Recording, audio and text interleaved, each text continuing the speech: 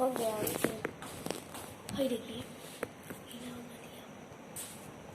Good morning all students. आप सभी लोग को पता है कि कोरोना की वजह से आपकी क्लासेस बंद हैं और गवर्नमेंट ने भी डिसाइड किया है कि वो आपको ऑनलाइन शिक्षा दे। और बाकी लोग का तो हमें नहीं पता, पर आज से हमने ये सोचा कि आपके कुछ कोर्स के सब्जेक्ट्स के कुछ चैप्टर्स को क्लियर कर लिया जाए। इसमें आपको सबसे ज़्यादा कठिन या हार्ड शुरू में लगेगी त्रिकोणमिति।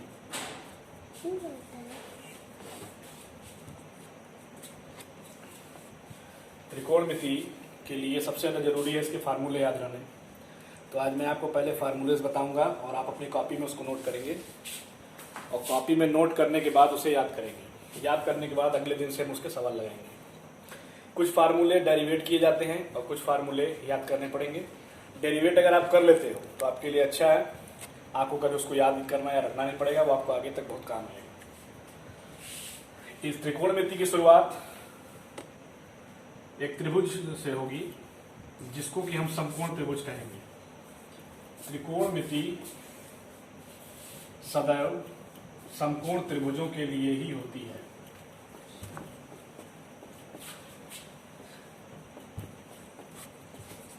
ठीक, सदैव समकोण त्रिभुजों के लिए ही होती है, अन्यथा न्यून कोण और अधिक कोण त्रिभुजों में इसका कोई उपयोग नहीं हो सकता।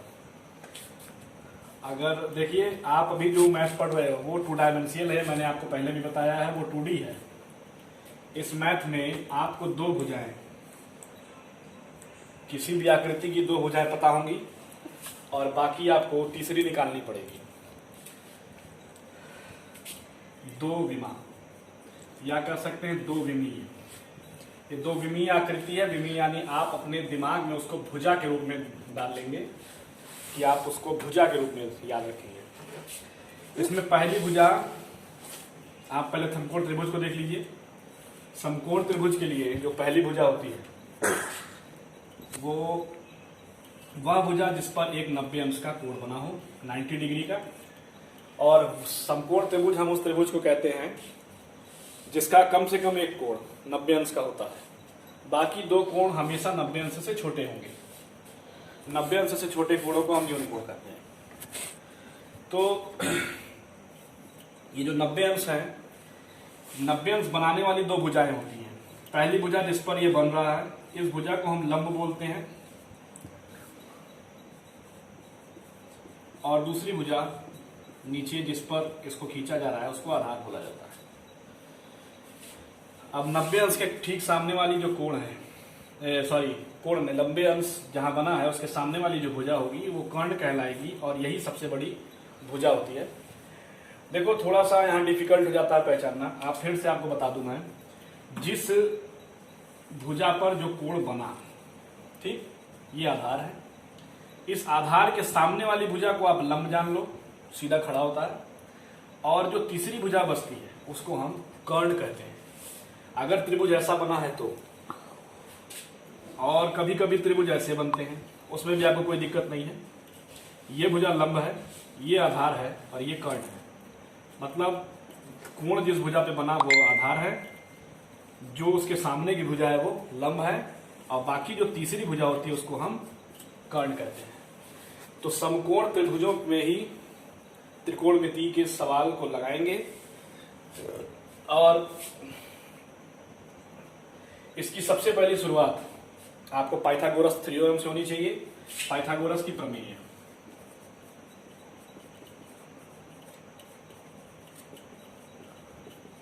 ये पाइथागोरस की जो प्रमेय है वो उन्होंने बताया था संपूर्ण त्रिभुज के लिए ही होती है। कर्ण का जो वर्ग है वह लंब के वर्ग और आधार के वर्ग के योग के बराबर होता है। थोड़ा सा दिमाग देना पड़ेगा यहाँ पर। मतलब कहने का यह है कि अगर कोई एक त्रिभुज है, इसकी 3 भुजाएं हैं, तो जो सबसे बड़ी भुजा होगी, इस भुजा के जो भी माप हो उसका वर्ग करेंगे तो शेष 2 भुजाओं के माप के वर्ग के जोड़ के बराबर आना चाहिए, तभी वो त्रिभुज समकोण त्रिभुज कहलाता है। जैसे आप एग्जैक्टली एक एग्जांपल ले सकते हो मान लीजिए आपके पास एक ऐसा समकोण त्रिभुज है जिसकी ये भुजा 13 है, ये भुजा 5 है और ये भुजा 12 है।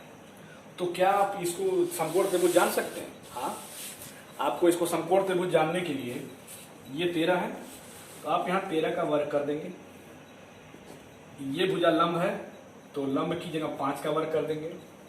ये भुजा आधार है, इसकी जगह हम 12 का वर्ग कर देंगे। 13 का जो वर्ग होता है वो 169 होता है, 169। 5 का वर्ग 25 होता है और 12 का वर्ग 144 होता है। अब आप देखो, ये बराबर के निशान का मतलब यही होता है कि इधर की जो संख्या है वो इधर की संख्या के बराबर आनी चाहिए। तो अगर ये दोनों साइड बराबर हो जाता है तो इसका मतलब ये त्रिभुज जो बना है वह एक समकोण त्रिभुज है और आप इसमें त्रिकोणमिति के सूत्रों को फॉलो करा सकते हैं। 169 इधर आया है, इधर आप इन दोनों को जोड़ेंगे तो ये फिर से क्या होगा 169, मतलब ये दोनों साइड क्या है, बराबर है। तो देर आप यहां देख सकते हो कर्ण का वर्ग बराबर लंब और आधार के वर्ग के योग के बराबर है। तो अब हमको तो लगता है कि आपको ये पहला सूत्र है जो याद रखना है, कर्ण वर्ग बराबर लंब वर्ग धन आधार वर्ग। कहीं कहीं आप इसको अगर सीबीएसई मीडियम में पढ़ते हैं या सीबीएसई बोर्ड के बच्चे होते हैं तो उसको hypotenuse square equal to perpendicular square plus base square बोलते हैं। इतनी बात तो क्लियर हो गई होगी। पहली बात यह कि आप पढ़ रहे हो त्रिकोणमिति।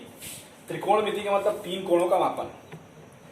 त्रिकोणमिति समकोण त्रिभुज के लिए ही होती है। दूसरी चीज, और ये 2 डायमेंशियल है इस समय आपके लिए, क्योंकि अभी आप 10th में हो और आप डायमेंशियल यानी विमा से, जो विमी होती है उससे आप भुजा को जानो, आपके लिए वही बहुत है। और समकोण त्रिभुज क्या होते हैं? किसी त्रिभुज का एक कोण जो 90 अंश का होगा उस त्रिभुज को ही हम समकोण त्रिभुज कहेंगे और उसके शेष 2 कोण न्यून कोण होंगे, मतलब 90 अंश से कम होंगे। और उसके लिए आपको सबसे पहले पाइथागोरस की प्रमेय याद होनी चाहिए, जिससे कि आप मान लीजिए हमने आपसे क्या कहा कि आप दो भुजा वाला पढ़ रहे हैं तो आपको 2 भुजा तो दी होगी, तो तीसरी निकालनी है। तो तीसरी भुजा को निकालने के लिए ही इस प्रमेय का प्रयोग किया जाता है। तो तीसरी भुजा इन तीनों में से कोई हो सकती है, तो आप इसी सूत्र का ही सदैव प्रयोग करेंगे, कर्ण वर्ग बराबर लंब वर्ग धन आधार वर्ग। इसके बाद मैं आपको कुछ चीजें और बता दूं। ये आपका समकोण त्रिभुज है, ये है आपका लंब है, ये है आधार और ये है कर्ण। ठीक है, ये तीनों चीजें हैं। अब इन तीनों चीजों में 2-2 भुजाएं, क्योंकि क्या है 2 विमा है तो 2-2 भुजाओं का अनुपात लेंगे। ठीक है, आपको कुछ नाम याद करने पड़ेंगे, sine, cos, tan, cot, sec और कॉस। अब इसके आगे आप A B C D theta कुछ भी लिख सकते हो, फाइव। जो ये ए बी सी डी और फाइव थीटा होते हैं ये इस कोण का प्रतीक है कि यहाँ जो कोण बन रहा है, ये तो मान लीजिए 90 अंश हो गया, यहाँ जो कोण बन रहा है वो कितना है। मान लीजिए ये आपका त्रिभुज ए है, बी है, ए सी है, तो यहाँ जो कोण बना है इसी के लिए आपसे वहां पूछ रहा है, तो यहाँ किस पे कोण बना है, सी पर। तो यहाँ आप लिखोगे साइन सी, कॉस सी, टेन सी, कॉट सी, सेक सी, कॉसेक सी। ठीक है, अगर मान लीजिए यहाँ पे कोण बनाया और यहाँ थीटा लिख दिया कि ये कोण क्या है, थीटा है, तो आप यहाँ लिखोगे sine theta, cos theta, tan theta, cot theta, sec theta, cosec theta. ठीक है, तो साइन थीटा का मतलब हो गया इसकी 2 भुजाएं, लंब बटे कर्ण, लंब बटे कर्ण, L/K। दूसरी भुजा है आधार, दूसरा है कॉस थीटा, ये होता है आधार बटे कर्ण, आधार के लिए A/K। टेन के लिए लंब बटे आधार, ये हो गया L/, आधार के लिए फिर से आप A लिखेंगे। ठीक है, अब कुछ चीजें और भी हैं। ये जो कॉट देख रहे हो ना, टेन के नीचे कॉट है, ये कॉट जो होता है वो टेन का उल्टा होता है। तो अगर आपको 10 तक सूत्र याद है तो आप ये तीनों सूत्र वैसे याद हो जाते हैं।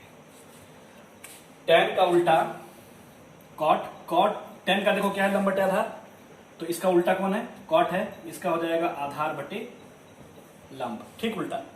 सेक जो होता है वो इस कॉस का उल्टा होता है। ठीक, सेक का मतलब हो गया आधार बटे कर्ण, तो कॉस हो गया कर्ण बटे आधार, ये हो गया आपका आधार बटे लंब, ये हो गया कर्ण बटे आधार, और जो कॉसेक थीटा है ये साइन का उल्टा होता है। ठीक, तो साइन का उल्टा होने का मतलब ये हो गया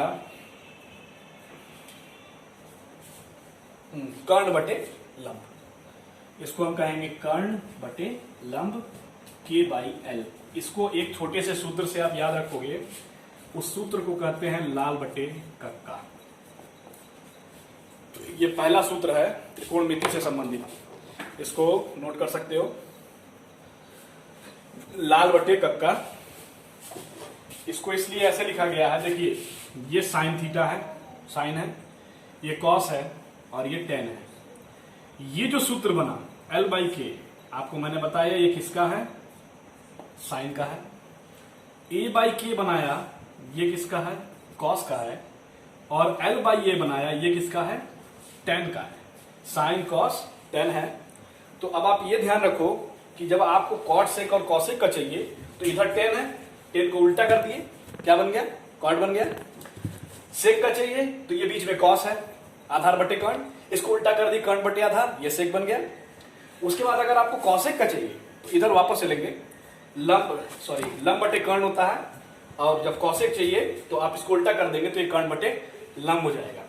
नोट कर लेंगे इनको, इस त्रिभुज को बना लेंगे और ये लिख लेंगे, ठीक है, जो जरूरी है।